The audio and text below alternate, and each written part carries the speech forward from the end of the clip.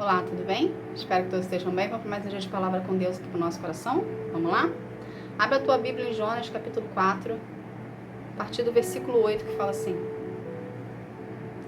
Depois que o sol nasceu, Deus mandou um vento quente vindo do leste, e Jonas quase desmaiou por causa do calor do sol, que queimava a sua cabeça. Então quis morrer e disse: Para mim é melhor morrer do que viver. Mas Deus perguntou: Jonas, você acha que está certo ficar com raiva por causa dessa planta? Jonas respondeu: É claro que eu tenho razão por estar com raiva, e com tanta raiva que até quero morrer. Então o Senhor Deus disse: Essa planta cresceu numa noite e na outra noite seguinte desapareceu. Vocês nada fez por ela e nem a fez crescer. Mesmo assim tem pena dela. Somente até aqui. E que Deus quer que a gente entenda dessa palavra aqui? Aqui na história, Jonas tinha acabado de presenciar a rendição de Deus sobre a rendição de Nínive e o perdão de Deus sobre a cidade de Nínive. Então Jonas, ele se recolheu numa certa distância da cidade para poder ver o que Deus ia fazer com a cidade. E quando Jonas estava nesse recolhimento dele, Deus fez crescer uma planta em cima de Jonas para poder proteger ele do frio e do calor. Porém, do dia para a noite, essa planta, do mesmo jeito que ela cresceu do nada, ela morreu do nada, ela secou do nada. E quando ela secou, Jonas questionou por que aquela planta secou. Entende? Porque ele estava com sol na cabeça dele e ele queria morrer por isso. Entende? O que Deus quer que a gente entenda disso aqui? E Deus aqui, antes da gente falar, e Deus aqui fala na palavra, o que você fez para essa planta, para ela não vir a secar? Ou seja, o que você fez para ela poder crescer e desenvolver? Ele não fez nada pela planta. Ele apenas estava ali aproveitando da sombra e do abrigo que ela estava dando para ele. Voltando para a gente aqui, o que Deus quer que a gente aprenda disso aqui? É mais fácil a gente questionar o erro do outro do que o nosso erro. É mais fácil a gente apontar o dedo que o outro está errado do que a gente olhar para dentro de nós mesmos e admitir os nossos erros, traumas e feridas. Entende? Então, o que Deus quer que a gente aprenda por um todo aqui? Antes da gente querer que o outro mude, a gente precisa dar o primeiro passo em querer mudar. A gente precisa dar o primeiro passo em reconhecer que nós também somos falhos, que você é falho e que você precisa mudar. Porque a forma como a gente enxerga uma situação diz muito sobre nós, não sobre o outro. A forma como você lida com a situação ou com a outra pessoa que te irrita, que tira você do sério, que de um certo modo te confronta e faz você enxergar quem você é de verdade, entende? Quando a gente lida com a situação, a forma como a gente lida diz mais a ver conosco do que com a pessoa e com a situação em si. Então Deus vai usar de situações e pessoas que não favorecem você para poder corrigir em você algo que precisa ser transformado. Então, de um certo modo, você vai ser confrontado por aquela pessoa e por aquela situação. A gente quer que as pessoas mudem, mas a gente não olha para nós mesmos e fala, eu preciso mudar nisso aqui, ou admite um erro que nós temos. É difícil a gente olhar para dentro de si e falar, a gente precisa mudar. Mas para uma situação mudar à sua volta, você também precisa mudar. Entende? Não é só o outro que tem que mudar. Eu vou dar um exemplo aqui que eu passei por esses dias. E na hora que estava fazendo essa palavra aqui para poder falar para vocês, o Espírito Santo, ele me lembrou dessa situação.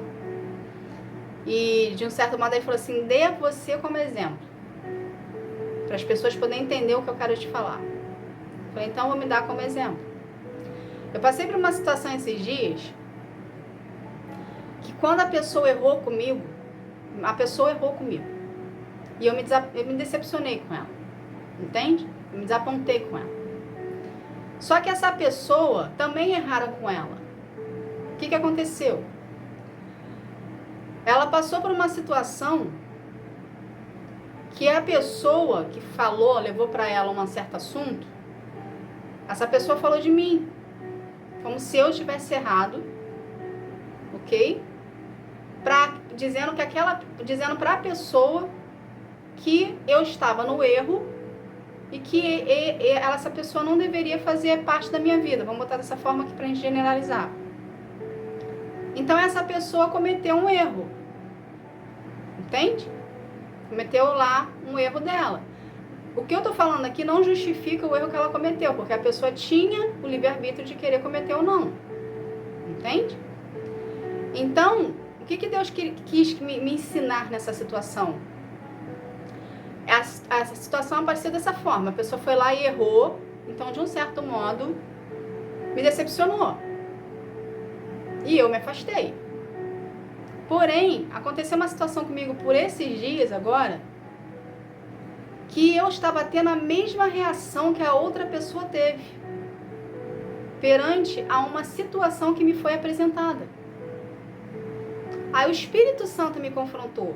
Ele falou assim: por que você pode agir dessa maneira que você está agindo com essa outra pessoa e não conseguir enxergar que aquela outra pessoa passou pela mesma situação que você está passando agora? Aí eu fui e falei: é isso que aconteceu? Ele falou assim: é. A pessoa também foi enganada do mesmo modo que você está sendo enganada.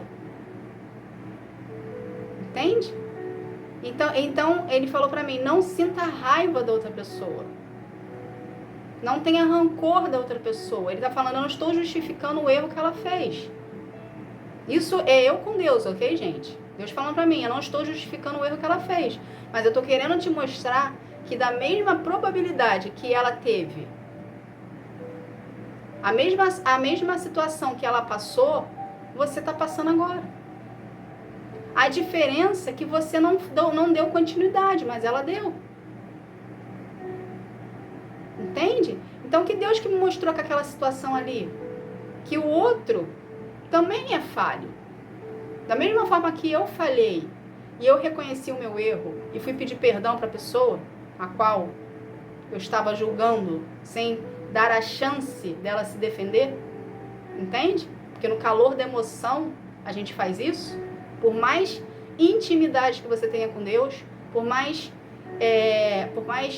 conhecedor da palavra que você seja, a gente às vezes se deixa levar pela situação e a gente age na impulsividade e sem perceber a gente pode estar ali maltratando alguém ou sendo crucial com alguém ou definindo uma situação que às vezes nem era para ser definida dessa maneira, mas a sua forma de agir perante aquela situação, você determina o que vai acontecer e você atrapalha todos os planos de Deus na sua vida, entende?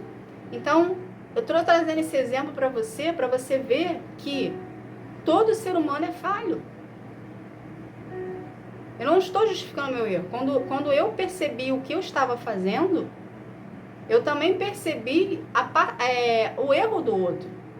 Então, eu consegui, ao mesmo tempo ali naquela situação, eu falei: Senhor, eu preciso fazer alguma coisa.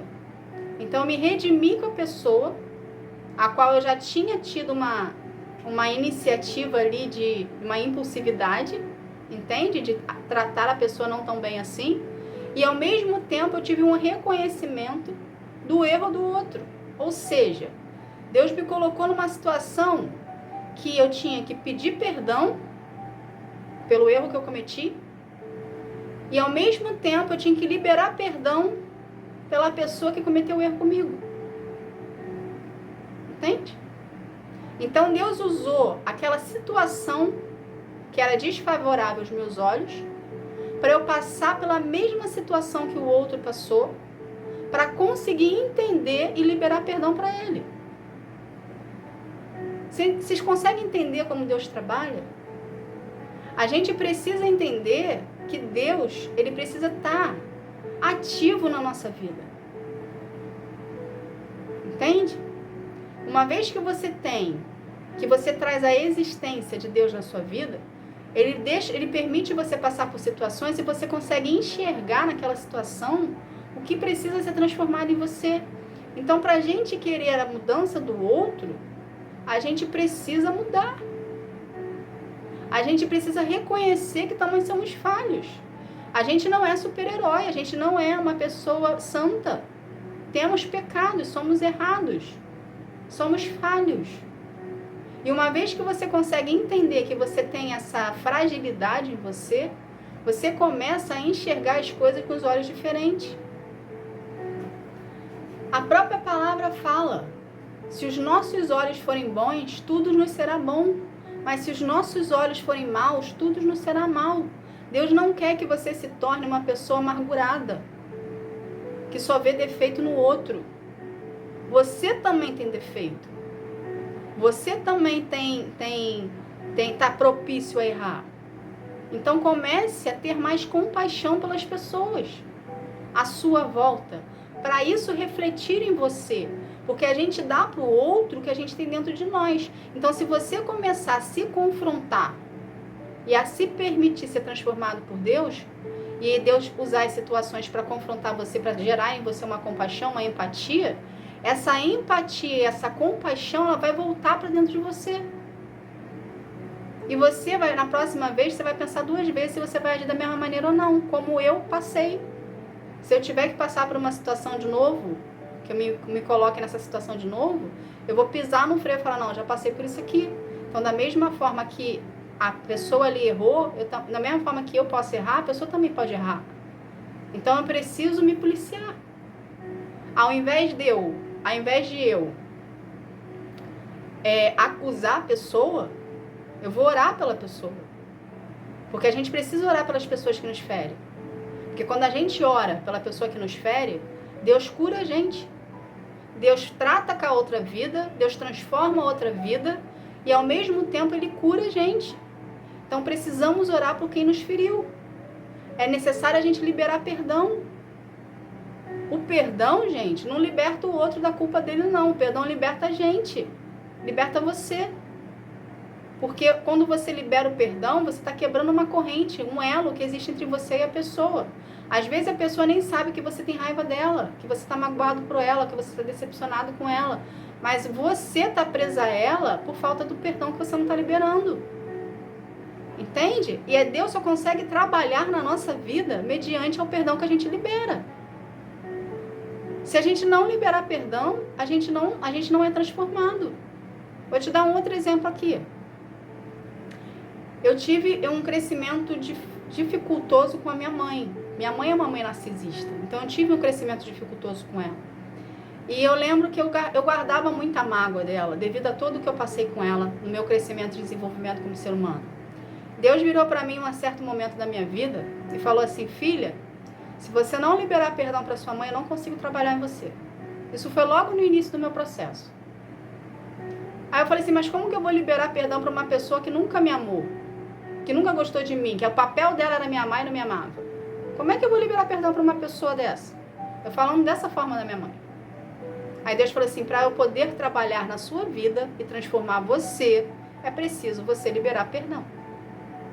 Aí eu lembro que depois de um certo tempo, de 38 anos de vida, eu consegui liberar perdão para minha mãe.